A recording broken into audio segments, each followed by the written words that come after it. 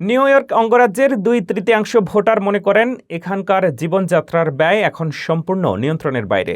মঙ্গলবার প্রকাশিত সিয়েনা কলেজের এক নতুন জরিপে দেখা গেছে ৬৭% ভোটারই রাজ্যের বর্তমান অর্থনৈতিক পরিস্থিতি নিয়ে চরম অসন্তুষ্ট। এমনকি আবাসন সংকটেও সরকারের পদক্ষেপে আস্থা পাচ্ছেন না বলে অধিকাংশ মানুষ জানিয়েছেন। জরিপ অনুযায়ী ডেমোক্রেট, রিপাবলিকান এবং স্বতন্ত্র সব দলের ভোটাররাই একমত যে নিউ ইয়র্কে বসবাস করা দিন দিন অসম্ভব হয়ে পড়ছে।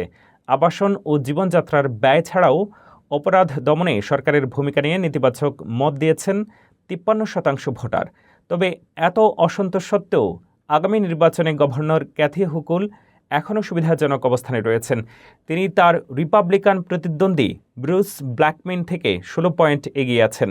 জরিপে আরও দেখা গেছে অভিজ্ঞ সিনেটর চাক শুমার এবং অ্যাটর্নি জেনারেল লেটিশিয়া জেমসের জনপ্রিয়তাতেও ভাটা পড়েছে।